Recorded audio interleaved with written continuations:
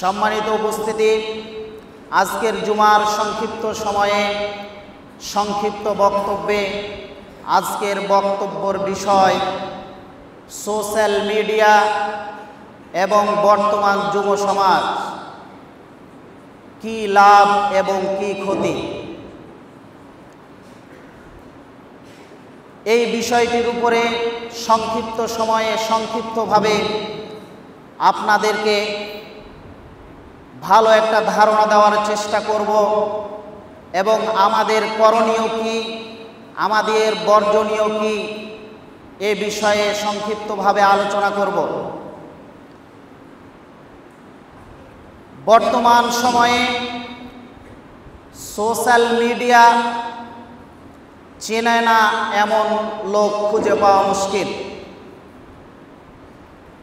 এখানে যারা উপস্থিত আছেন তাদেরকে যদি জিজ্ঞাসা করি আপনি সোশ্যাল মিডিয়া ব্যবহার করেন কিনা, বিশেষ করে যদি যুব সমাজকেও জিজ্ঞেস করা হয় আপনি সোশ্যাল মিডিয়া বুঝেন কিনা, আপনি ব্যবহার করেন কিনা, তাহলে শতকরা 5% বা 10% ব্যতীত 90% যুবক এই সোশ্যাল মিডিয়ার সাথে জড়িত। আমি যদি জিজ্ঞাসা করি আপনার ফেসবুকে অ্যাকাউন্ট আছে কিনা, আমি যদি জিজ্ঞাসা করি আপনি হোয়াটসঅ্যাপ ব্যবহার করেন কিনা, আমি যদি জিজ্ঞাসা করি আপনার টুইটারে অ্যাকাউন্ট আছে কিনা, তাহলে শতকরা 90 থেকে 95% যুবক এর মুখ থেকে উত্তর আসবে যে হ্যাঁ, আমি সোশ্যাল মিডিয়া ব্যবহার করি, আমার ফেসবুকে অ্যাকাউন্ট আছে, আমার টুইটারে অ্যাকাউন্ট আছে, আমার ইনস্টাগ্রামে অ্যাকাউন্ট আছে।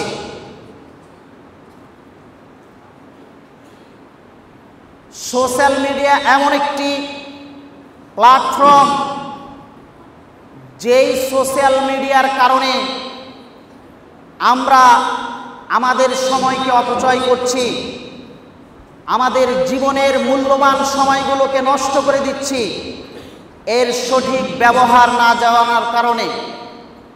সম্মানিত উপস্থিতি, আসুন আমরা দেখব সোশ্যাল মিডিয়া কাকে বলে, এই বিষয়টা আগে আমরা জানি। ইন্টারনেটের একটি বড় অনলাইন এনসাইক্লোপিডিয়া প্ল্যাটফর্ম, যাকে উইকিপিডিয়া বলা হয়। এই উইকিপিডিয়ায় যদি আপনি সোশ্যাল মিডিয়া লিখে সার্চ করেন, তাহলে তারা আপনাকে যে কথাটি বলবে সেটা হচ্ছে, তাদের ভাষায় সংজ্ঞা হচ্ছে সোশ্যাল মিডিয়া আর ইন্টারেক্টিভ টু কম্পিউটার মেডেড টেকনোলজিস, অর্থাৎ সোশ্যাল মিডিয়া এমন কি একটা যন্ত্রকে বলা হয় যা কম্পিউটারের সাথে জড়িত এবং মানুষের সাথে জড়িত, that allow the creation or sharing expression of information। এর মাধ্যমে মানুষ একজন আরেকজনের সাথে যোগাযোগ করতে পারে, নিজের মন্তব্য, নিজের কমেন্টস শেয়ার করতে পারে।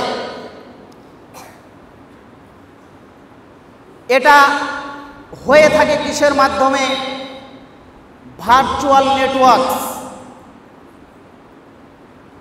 ভার্চুয়াল কমিউনিকেশন, ভার্চুয়াল যোগাযোগ।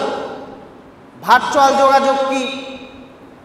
আমরা যেমন আমাদের জীবনে চলার পথে একজন আরেকজনের সাথে যোগাযোগ করি, কথা বলি, দেখা সাক্ষাৎ করি, এই সোশ্যাল মিডিয়াও হচ্ছে এমন একটা জিনিস যেটা হচ্ছে ভার্চুয়াল নেটওয়ার্কের মাধ্যমে একজন আরেকজনের সাথে যোগাযোগ করে। যদি বলতে হয় তাহলে বর্তমানে ওয়ার্ল্ড বা বিশ্ব বা দুনিয়া হচ্ছে দুইটা, একটা হচ্ছে রিয়াল ওয়ার্ল্ড, বাস্তব দুনিয়া, আর একটা হচ্ছে ভার্চুয়াল ওয়ার্ল্ড, রূপক দুনিয়া। বাস্তব দুনিয়ায় যেমন আমরা একজনের সাথে যোগাযোগ রাখি, এই ভার্চুয়াল ওয়ার্ল্ডের ভিতরে একজন আরেকজনের সাথে যেই জিনিসের মাধ্যমে যোগাযোগ করে তাকেই বলা হয় সোশ্যাল মিডিয়া। আজ আমরা যুব সমাজ রিয়াল ওয়ার্ল্ড থেকে এমনভাবে ছিটকে পড়েছি এবং ভার্চুয়াল ওয়ার্ল্ডের সাথে এমনভাবে জড়িয়ে পড়েছি যে আমরা আমাদের বাস্তব জীবনকে ভুলে গেছি। আজকে যুবক ফেসবুকে মা দিবস পালন করে, মাতৃ দিবস পালন করে, অথচ তার বাড়িতে তার মা চিকিৎসা বাবদ বিছানায় ছটফট করছে, তার কোনো খবর নেই। রাতভর টুইটারের মধ্যে সে বাবার মর্যাদার কথা বলে, বাবার কি মর্যাদা রয়েছে টুইটারে লেখে, কিন্তু সে ভুলে গেছে তার বাবা টাকার অভাবে বাড়িতে মানুষের দ্বারে দ্বারে ঋণ করে বেড়াচ্ছে, ভিক্ষা করে বেড়াচ্ছে, কিন্তু সে ভুলে গেছে বাস্তব জীবনের কথা।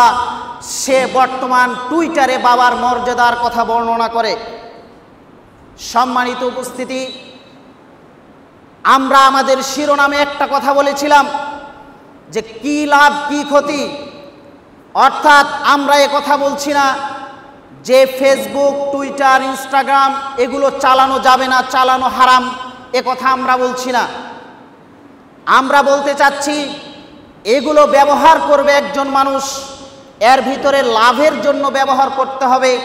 যেই কাজগুলো করলে সমাজের লাভ হবে, দেশবাসীর লাভ হবে, পৃথিবীর মানুষের লাভ হবে, সেই কাজগুলো সেখানে করতে পারলে আমাদের লাভ আছে।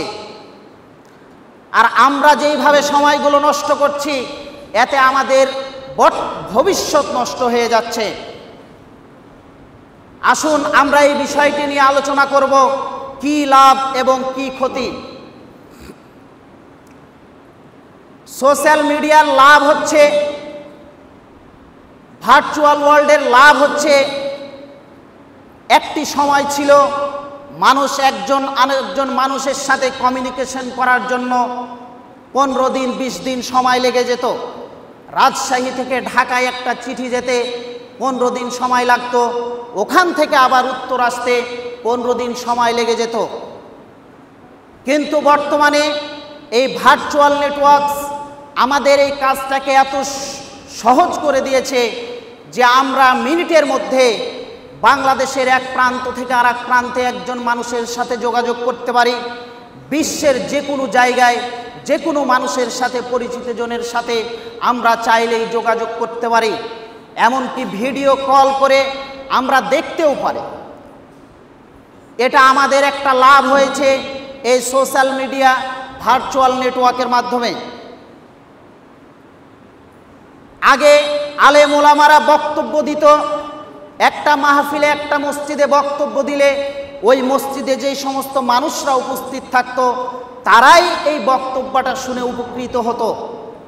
বর্তমানে এমন একটা সময় এসেছে একজন খতিব মসজিদের মেম্বারে দাঁড়িয়ে বক্তব্য দিচ্ছে, তার এই বক্তব্যটা আমেরিকাতে মানুষ বসে থেকে শুনছে, দিনের জ্ঞান অর্জন করছে। সৌদি আরবে বসে থেকে শুনছে, দিনের জ্ঞান অর্জন করছে। দিন প্রচারের কাজ খুব সহজ হয়েছে। এটা ভার্চুয়াল নেটওয়ার্কসের একটা উপকারী দিক, লাভজনক একটা দিক এটা। কিন্তু যদি আমরা এইভাবে আরো অনেক উপকার আমাদের হচ্ছে, কিন্তু আমরা যদি বলতে চাই এই ভার্চুয়াল নেটওয়ার্কস দ্বারা কি ক্ষতি হচ্ছে, তাহলে ক্ষতির লিস্ট অনেক লম্বা হয়ে যাবে, লাভের লিস্ট ছোট হয়ে যাবে, ক্ষতির লিস্ট অনেক লম্বা হয়ে যাবে। এই ভার্চুয়াল নেটওয়ার্কস আমাদের ভবিষ্যৎ প্রজন্মকে ধ্বংস করছে, শিক্ষা ব্যবস্থাকে অচল করে দিচ্ছে, ছেলেদের মস্তিষ্ককে নষ্ট করে দিচ্ছে, মানুষের ভিতরে হিংসা বিদ্বেষ ছড়িয়ে দিচ্ছে, মানুষের ভিতরে ভ্রাতৃত্বের বন্ধনকে ছিন্ন করে ফেলেছে। আসুন আমরা একটা একটা করে দেখি এই ভার্চুয়াল নেটওয়ার্কস আমাদের জীবনে কি ক্ষতি বয়ে এনেছে এবং ভবিষ্যৎ আমাদের কত অন্ধকার। যদি বলতে হয় তাহলে 1 নম্বর পয়েন্ট, ভার্চুয়াল নেটওয়ার্ক সবচাইতে বেশি যে ক্ষতিটা করেছে তা হচ্ছে আমাদের সময়কে নষ্ট করেছে, সময়ের অপব্যবহার। মানুষ এই সোশ্যাল মিডিয়ার মাধ্যমে সময়কে অনেক অপচয় করছে, যেটা বলে হিসাব করা যাবে না। আল্লাহর নবী সাল্লাল্লাহু আলাইহি ওয়াসাল্লাম, আল্লাহ তাআলা বলছেন ওয়াল আসর, সময়ের কসম। আল্লাহ তাআলা সময়ের কসম খেয়েছেন, তারপরে একটি কথা বলছেন ইন্নাল ইনসানা লাফি খুসর, নিশ্চয় মানুষ ধ্বংসের মধ্যে রয়েছে, ক্ষতির মধ্যে রয়েছে। আল্লাহ তাআলা সময়ের কসম খেয়ে ক্ষতির কথা কেন বললেন? এটার রহস্য হচ্ছে যে মানুষ তার সময়কে নষ্ট করার মাধ্যমে মানুষ ক্ষতির মধ্যে নিমজ্জিত থাকবে। যেমন মানুষ ফেসবুক চালাতে চালাতে সালাতের খবর থাকে না, সে ক্ষতির মধ্যে রয়েছে। মানুষ ফেসবুক আর সোশ্যাল মিডিয়ায় যুক্ত থাকার কারণে মা বাবার খোঁজ খবর রাখতে পারে না, এটাই হচ্ছে মানুষের জন্য ক্ষতি। মানুষ সোশ্যাল মিডিয়ার কারণে আল্লাহ তাআলার সাথে তার যে আগে সম্পর্ক ছিল সেই সম্পর্কটা নষ্ট হয়েছে, তারা সময়কে অপচয় করছে, এর মাধ্যমে মানুষ ক্ষতির মধ্যে রয়েছে। সময় মহামূল্যবান জিনিস, সময় মানেই জীবন। যে সময়কে মূল্যবান করবে, মূল্যায়ন করবে, তার জীবনটা মূল্যায়ন হবে, আর যে সময়কে নষ্ট করবে তার জীবনটাই নষ্ট হয়ে যাবে। ইবনে আব্বাস রাদিয়াল্লাহু তাআলা আনহু থেকে বর্ণিত, তিনি বলেন রাসূলুল্লাহ সাল্লাল্লাহু আলাইহি ওয়াসাল্লাম বলেছেন নি'মাতান, দুইটি এমন নিয়ামত রয়েছে, আল্লাহ তাআলার দুইটি এমন নিয়ামত রয়েছে মাগবুনুন ফিহা কাসীরুম মিনান নাস, যেই নিয়ামতের ব্যাপারে অধিকাংশ মানুষই গাফেল, অসচেতন, সচেতন নয়। একটি হচ্ছে আসিহাতু, সুস্থতা, ওয়াল ফারাগ, দ্বিতীয় হচ্ছে সময়। সময়ের ব্যাপারে মানুষ উদাসীন, সময়কে নষ্ট করছে। আল্লাহ তাআলার দুইটি বড় নিয়ামত, একটা হচ্ছে সুস্থতা আর একটা সময়। এই সময়ের অপচয় বর্তমান সোশ্যাল মিডিয়া সবচেয়ে বেশি করছে। ইবনে মাসউদ রাদিয়াল্লাহু তাআলা আনহু থেকে বর্ণিত, তিনি বলেন রাসূলুল্লাহ সাল্লাল্লাহু আলাইহি ওয়াসাল্লাম বলেছেন ইগতানিম খামসান ক্বাবলা খামসিন, পাঁচটি বিষয় আসার পূর্বে, পাঁচটি পরিস্থিতি আসার পূর্বে পাঁচটি বিষয়কে মূল্যায়ন করো। একটি হচ্ছে শাবাবাকা ক্বাবলা হারামিকা, তোমার যৌবনকালকে মূল্যায়ন করো তোমার বৃদ্ধকাল আসার পূর্বে। আজকে যুব সমাজ এই সোশ্যাল মিডিয়ার ফাঁদে পড়ে তাদের জীবনটাকে নষ্ট করছে।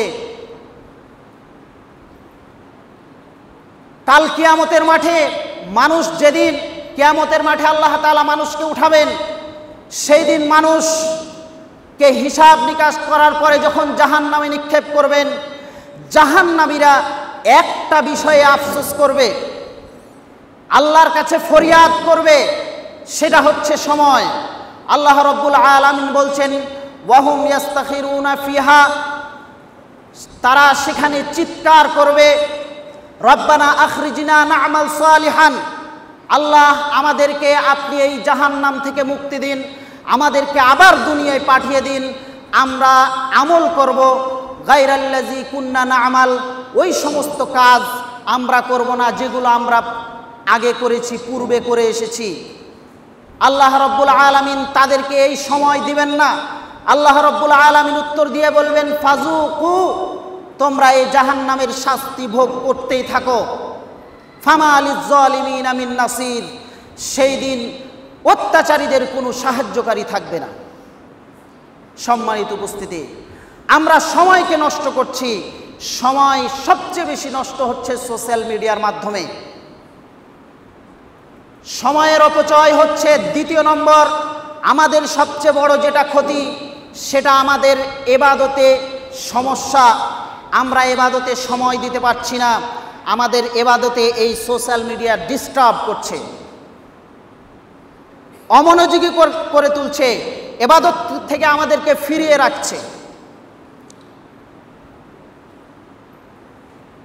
আপনি বাড়ি থেকে, বাড়ির মালিক মসজিদে বের হয়ে আসছেন, আপনার ছেলেকে আপনি একটা অ্যান্ড্রয়েড ফোন কিনে দিয়েছেন, ছেলের বয়স 10-12 বছর, 15 বছর। আপনার ছেলে বসে থেকে গেমস খেলছে, ফেসবুক চালাচ্ছে, টুইটার চালাচ্ছে। আপনি টুপি মাথা দিয়ে বাড়ি থেকে বের হয়ে মসজিদে চলে আসছেন। আপনার যুবক ছেলে বসে বাড়িতে সময় কাটাচ্ছে, মসজিদে আসছে না। আপনি তাকে জোর করে বলতে পারছেন না যে তুমি মসজিদে যাও, জোর করে বলতে পারছেন না তুমি মসজিদে যাও, তোমাকে মসজিদে যেতে হবে। কারণ এমনভাবে সে, আপনি জানেন যে সে ফেসবুকের ভিতরে এমনভাবে আসক্ত হয়েছে, সে গেমস খেলার ভিতরে এমনভাবে আসক্ত হয়েছে, আমি যদি তাকে প্রহার করি, আমি যদি তাকে জোর করে মসজিদে বের করি, তাহলে সে আত্মহত্যাও করতে পারে, সে আত্মহত্যা করবে, বাড়ি ছেড়ে চলে যাবে। এই ভয়ে আপনি তাকে কিছু বলতে পারছেন না, সে সালাতে আসছেন। যদিও অনেকেই সালাতে আসছে যার ফেসবুক অ্যাকাউন্ট আছে, যার টুইটারে অ্যাকাউন্ট আছে, মেসেঞ্জার আছে, অজু করে মসজিদে ঢুকছে, ঢোকার পরে ইমামের পিছনে কোনো মতো সালাতটা আদায় করে মোবাইল, পকেট থেকে মোবাইল বাহির করে আগে দেখছে কে কয়টা কমেন্টস করলো, কে কয়টা লাইক করলো, কে কয়টা শেয়ার করলো, আর কে কি মন্তব্য করলো। অথচ আল্লাহর নবী সাল্লাল্লাহু আলাইহি ওয়াসাল্লাম এর হাদিস সবগুলো যদি একত্রিত করা হয়, তাহলে 5 ওয়াক্ত সালাতের পরে, প্রত্যেক সালাতের পরে 30 থেকে 40-এর অধিক আল্লাহর নবী দেখানো শেখানো দোয়া আছে। আপনার ছেলে, আমার যুব সমাজ আজকে সেই দোয়াগুলো পড়ে না। নামাজ শেষ করে, সালাত শেষ করে ফেসবুক বের করে দেখে কে কয়টা কমেন্টস করেছে, শেয়ার করেছে, লাইক করেছে। আমাদেরকে এই মোবাইল, এই সোশ্যাল মিডিয়া সালাতের পরে যেই সমস্ত সুন্নাতি দোয়া আছে, এগুলো থেকে আমাদেরকে বঞ্চিত করেছে, দূরে রেখেছে। আল্লাহ রাব্বুল আলামিন এই জন্যই বলেছেন, ইন্নামা আমওয়ালুকুম ওয়া আওলাদুকুম ফিতনাহ, নিশ্চয় তোমাদের সম্পদ, তোমাদের ছেলে সন্তান তোমাদের জন্য পরীক্ষা স্বরূপ ফিতনা। এরাই তোমার পরীক্ষা, এরাই তোমাদেরকে সফলতা এনে দিতে পারে, এরাই তোমাকে ধ্বংস করতে পারে। আল্লাহ রাব্বুল আলামিন অন্যত্র বলছেন, ইয়া আইয়ুহাল্লাযীনা আমানু, হে ঈমানদারগণ, লা তুলহিকুম আমওয়ালুকুম ওয়ালা আওলাদুকুম আন যিকরিল্লাহ, যেন তোমার সম্পদ, যেন তোমার সন্তান তোমাকে তোমার আল্লাহর স্মরণ থেকে বিরত রাখতে না পারে। আজকে যুব সমাজ রাত 1টা, 2টা, 3টা ফজরের আজানের আগে ঘুমায়, সারা রাত্র জেগে থেকে কি করে? ফজরের আজান দিবে, 3টা বেজে গেছে, বলছে এখন ঘুমাতে হবে, সে ঘুমিয়ে যায়। 10টার সময়, সকাল 10টায় সে ঘুম থেকে জাগ্রত হয়।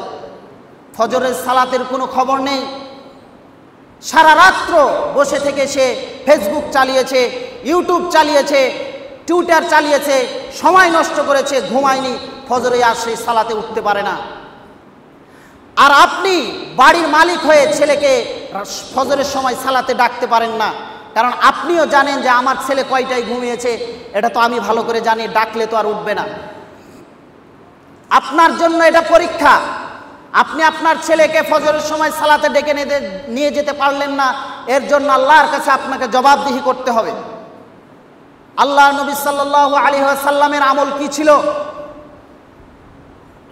আন বারযাতা রাদিয়াল্লাহু তাআলা আনহু قال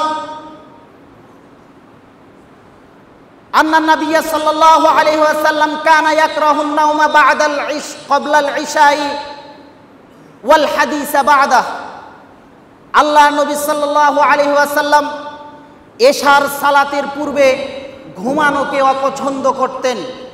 এশার সালাতের পূর্বে তিনি কখনো ঘুমাতেন না, আর এশার সালাত পড়ার পরে কথা বলাকে তিনি অপছন্দ করতেন।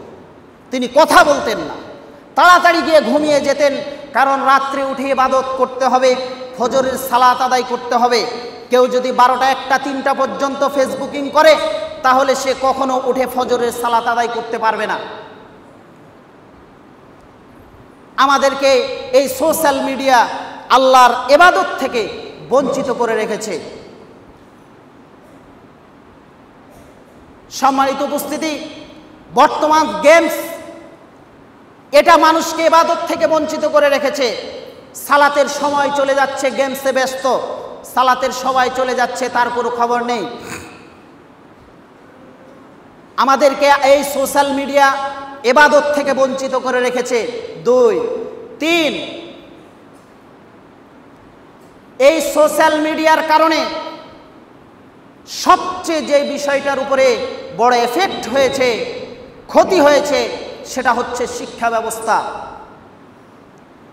বর্তমান সময়ের 10 বছর বয়স পার হলেই, 15 বছর বয়স হলেই ছেলেদের হাতে বড় বড় অ্যান্ড্রয়েড ফোন থাকে। এই ফোনের মধ্যে তারা সর্বদা ব্যস্ত আছে ফেসবুক এবং গেমস নিয়ে। তাদের পড়ালেখার প্রতি কোনো মনোযোগ নেই। যেই ছেলের কাছে মোবাইল থাকে, যেই ছেলে মোবাইল ব্যবহার করে, যার কাছে অ্যান্ড্রয়েড ফোন আছে, এই ছেলে মাদ্রাসায় থাকুক আর হোস্টেলে থাকুক, সে যদি রাত 2টা পর্যন্ত ফেসবুক চালায়, সে পরের দিন ক্লাস করতে পারবে না। তার জন্য ক্লাস করা অসম্ভব। হয় মাথা ব্যথা করবে, মিথ্যা কথা বলে ঘরে শুয়ে থাকবে, না হয় তার শরীরে জ্বর চলে আসবে, সে ঘরে শুয়ে থাকবে, শরীরটা ভালো লাগবে না, মনটা ভালো লাগবে না, সে পরের দিন ক্লাসে যাবে না। আর এইভাবে করে সে তার ক্লাসগুলো মিস করতে থাকবে। এবং বিভিন্ন Facebook, social media, network, virtual world, এটা এমন একটা জিনিস, একটা সন্তান নষ্ট হওয়ার জন্য, একটা সন্তানকে পড়ালেখা থেকে দূরে রাখার জন্য সবচেয়ে বড় ভূমিকা পালন করে। এই জন্য অভিভাবকদের উচিত, যাদের সন্তান রয়েছে, যাদের সন্তানরা পড়ালেখা করছে, তাদেরকে মোবাইল থেকে দূরে রাখা। না হলে সন্তানের ভবিষ্যৎ অনেক অন্ধকার হয়ে যাবে। সম্মানিত উপস্থিতি, 4 নম্বর বিষয়, এই সোশ্যাল মিডিয়ার কারণে যেটা সব ক্ষতি হয়েছে, সেটা হচ্ছে পারিবারিক দূরত্ব সৃষ্টি হয়েছে। একজন মানুষ সরকারি চাকরি করে, কর্মসংস্থানে কর্ম করে, সন্ধ্যার সময় বাড়ি ফিরে এসে তার ছেলে সন্তান আছে, তার স্ত্রী আছে, তার পরিবারে ভাই বোন রয়েছে, তাদের কোনো খোঁজ রাখে না। কর্মস্থল থেকে ফিরে এসে মোবাইল নিয়ে বসে যায়। ছেলে কি করছে, পড়ালেখা করছে কিনা জানে না, মনে করছে ছেলে টেবিলে বসে আছে, পড়ালেখা করতেছে। বাস্তবে গিয়ে দেখা যাবে ছেলে পড়ালেখা করছে না। সে বিষয়ে তার কোনো দায়িত্ব নেই। সে কর্ম থেকে ফিরে এসে সে নিজেও ফেসবুক নিয়ে ব্যস্ত, তার ওয়াইফও ফেসবুক নিয়ে ব্যস্ত, তার ছেলে সন্তানও ফেসবুক নিয়ে ব্যস্ত। এমন পরিস্থিতি হয়ে দাঁড়িয়েছে যে মনে হচ্ছে ফেসবুক, টুইটার, ইনস্টাগ্রাম আমরা চালাই না, ওরাই আমাদেরকে পরিচালনা করে। পরিস্থিতি এমন হয়ে গেছে, সেটা ছাড়া আমাদের সময় পার হয় না। অথচ আল্লাহ নবী সাল্লাল্লাহু আলাইহি ওয়াসাল্লাম যুদ্ধ করেছেন, রাষ্ট্র পরিচালনা করেছেন, সাহাবীদের সকল সমস্যা নিয়ে তিনি বিচার ফায়সালা করিয়ে বেরিয়েছেন। তিনি পরিবারকে সময় দিয়েছেন। আয়েশা রাদিয়াল্লাহু তাআলা আনহা বলছেন, খায়রুকুম খায়রুকুম লিআহলিহি, তোমাদের মধ্যে সর্বোত্তম ব্যক্তি ওই ব্যক্তি যে তার পরিবারের কাছে ভালো। ওয়া আনা খায়রুকুম লিআহলি, আর আমি আমার পরিবারের কাছে উত্তম ব্যক্তি। সম্মানিত উপস্থিতি, এইভাবে আমাদের সময়গুলো নষ্ট হচ্ছে। আমরা পরিবারের পিছনে ছেলে সন্তানকে আমরা সময় দিচ্ছি না। ফেসবুকে বসে বসে আমরা সুন্দর সুন্দর কথা বলতে পারি, মনে হচ্ছে আমার চেয়ে ভালো কথা আর কেউ বলতে পারে না। অথচ আপনার মা অসুস্থ হয়ে পড়ে আছে, আপনার বাবা ঋণগ্রস্ত হয়ে আছে, আপনার সন্তান নষ্ট হয়ে যাচ্ছে, আপনার সেই ব্যাপারে কোনো খোঁজ খবর নেই। এটা আমাদের ভবিষ্যৎ প্রজন্মকে নষ্ট করে দিচ্ছে। কিভাবে? আমি একটা আমল করছি, ভালো কাজ, আমি বক্তব্য দিচ্ছি এখানে দাঁড়িয়ে, আমার বক্তব্য দেওয়ার উদ্দেশ্যটা কি? আমার যদি উদ্দেশ্য হয় আমি আল্লাহর দ্বীনের প্রচার করছি, প্রসার করছি, এটা দ্বারা আমি দ্বীনের দাওয়াত দিচ্ছি, তাহলে ঠিক আছে, এ কাজটা ভালো। আর যদি আমি বক্তা, আমার উদ্দেশ্য হয় আমাকে ভাইরাল হতে হবে, আমাকে মানুষের কাছে পরিচিত হতে হবে, আমি যদি ভাইরাল হতে পারি আমি বেশি দাওয়াত পাবো, টাকা পাবো, আমার মানুষ সুনাম করবে যে অমুক বক্তা খুব ভালো বক্তব্য দিতে পারে, তাহলে এটা হচ্ছে রিয়া। এই রিয়া হচ্ছে শিরক। যে ফেসবুকে দ্বীন প্রচার করবে মানুষের কাছে বড় আলেম উপাধি নেওয়ার জন্য, যে ফেসবুকে দ্বীন প্রচার করবে নিজেকে বড় বক্তা পরিচয় করানোর জন্য, যে ফেসবুকে ভালো ভালো স্ট্যাটাস লিখবে নিজের জ্ঞান জাহির করার জন্য, এই ফেসবুকের স্ট্যাটাস, এই বক্তব্য ওকে জাহান্নামে নিয়ে যাবে। আল্লাহ রাব্বুল আলামিন স্পষ্ট কোরআনের মধ্যে বলেছেন, ওয়ামা ইউশরিক বিল্লাহ ফাকাদ হারামাল্লাহু আলাইহিল জান্নাহ। যে ব্যক্তি আল্লাহর সাথে শিরিক করবে ওই ব্যক্তি জাহান্নামে যাবে। আপনি কোনো ইবাদত যদি আল্লাহর উদ্দেশ্য ব্যতীত মানুষকে দেখানোর জন্য, মানুষের বাহবা করার জন্য করে থাকেন, তাহলে এটাই শিরক। এই শিরক আপনাকে একদিন জাহান্নামে নিয়ে যাবে। আগে আমরা উর্দু পড়েছিলাম, তো উর্দু বইয়ের ভিতরে একটা প্রবাদ পড়েছিলাম। প্রবাদের ভিতরে বলছে লেখক, नेकी कर दरिया में डाल, नेकी कर और दरिया में डाल, মানে সৎ আমল করো আর সৎ আমলটাকে দরিয়াতে নিক্ষেপ করো, মানুষ যেন দেখতে না পায়। আমি 5 টাকা দান করেছি, এটা এমনভাবে গোপন করে রাখতে হবে মানুষ যেন দেখতে না পায়। আর বর্তমানে আমাদের পরিস্থিতি হয়েছে নেকি কার আর ফেসবুক पर ডাল। ভালো কাজ করো আর ফেসবুকে দাও, ভালো কাজ করো আর ফেসবুকে দাও, তাহলে আমি বড় কিছু। আমি বলছি না যে বক্তব্য ফেসবুকে দেওয়া যাবে না, আমি বলছি না ভালো কাজ করে ফেসবুকে দেওয়া যাবে না, দেওয়া যাবে, তবে নিয়তকে ঠিক করে। কিন্তু বর্তমানে কিছু কাজ দেখা যায় ফেসবুক বা এই নেটওয়ার্ক জগতে, যেগুলো দেখেই বোঝা যায় যে এগুলো আসলে আল্লাহ তাআলার সন্তুষ্টির উদ্দেশ্যে না। একটা কম্বল দান করছে, 30 জন ধরে আছে, এটা কি? এটাকে আপনি কি ব্যাখ্যা করতে পারেন? 1 কেজি চাউল দিচ্ছে তো 10 জন মিলে দিচ্ছে, এটার অর্থটা কি দাঁড়ায়? এটা মানুষ দেখানো আমল, লোক দেখানো আমল। আল্লাহ নবী সাল্লাল্লাহু আলাইহি ওয়াসাল্লাম বুখারীর এক হাদিসে বলেছেন, মান সাম্মা সাম্মা আল্লাহু বিহি। যে মানুষকে শোনানোর জন্য কোনো ইবাদত করবে, আল্লাহ পৃথিবীতে তাকে পরিশুদ্ধ করে দিবেন, মানুষকে শুনাইয়ে দিবেন।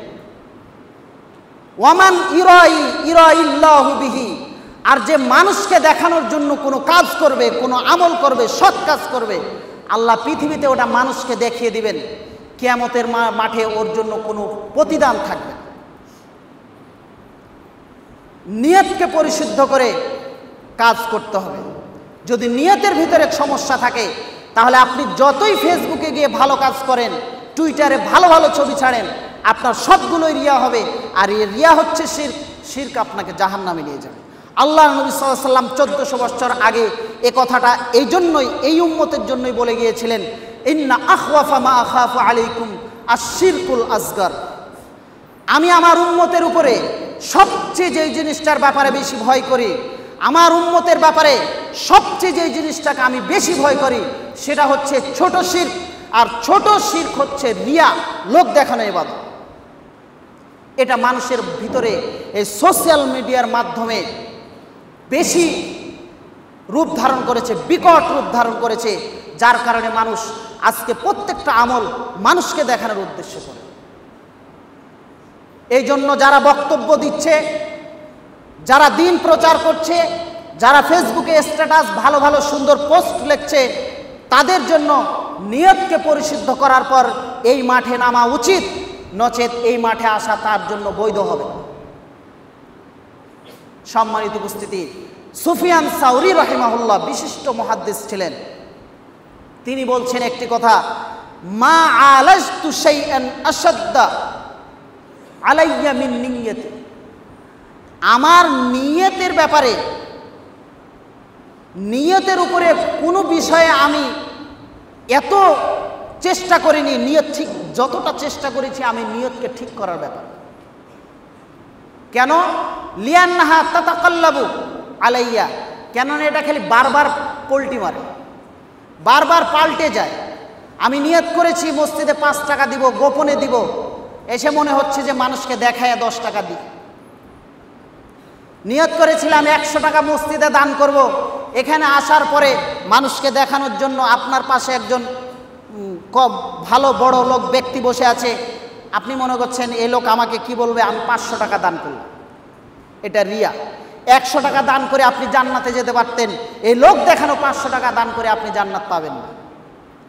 এই জন্য আমাদেরকে যারা সোশ্যাল মিডিয়ায় ধর্ম প্রচার করছি, দিন প্রচার করছি, কোনো ভালো কাজ মানুষের সামনে উদ্বুদ্ধ করছি, আমাদের নিয়তকে পরিশুদ্ধ করতে হবে। তারপরে যেটা সবচেয়ে বড় আরেকটি ক্ষতির দিক হচ্ছে, এই সোশ্যাল মিডিয়ার কারণে হিংসা বিদ্বেষ বৃদ্ধি পেয়েছে, মানুষের মাঝে হিংসা বিদ্বেষ বৃদ্ধি পেয়েছে। কিভাবে? আমি যাকে চিনি না তার ব্যাপারে কমেন্টস করছি, যাকে আমি চিনি না জানি না তাকে আমি ফেসবুকে তার লেখা দেখে তাকে গালিগালাজ করছি। এমন একটি সময় ছিল যে সময় মানুষ ধর্মের বিষয় জানার জন্য একজন গ্রহণযোগ্য তার এলাকায় ব্যক্তির কাছে যেত, ধর্ম জেনে আসতো, সেটার উপর আমল করত। বর্তমান সোশ্যাল মিডিয়ার কারণে যে কেউ এই জায়গাতে ফতোয়াবাজি করে আপনার, এবং সবাই এই জায়গাতেই ফতোয়া খোঁজে। কোনো সমস্যা, শরীয়ী বিষয়ে কোনো সমস্যা হলে মানুষ আর আলেম ওলামার কাছে যায় না, ভালো মন্দ বাছ বিচার করে না, গুগলে গিয়ে টাইপ করে, ফেসবুকে গিয়ে টাইপ করে, লেখার সাথে সাথে দেখবেন অনেক ফতোয়া এসে আপনার সামনে উপস্থিত হয়েছে। সেখান থেকে কি ফতোয়া নেওয়া যাবে না?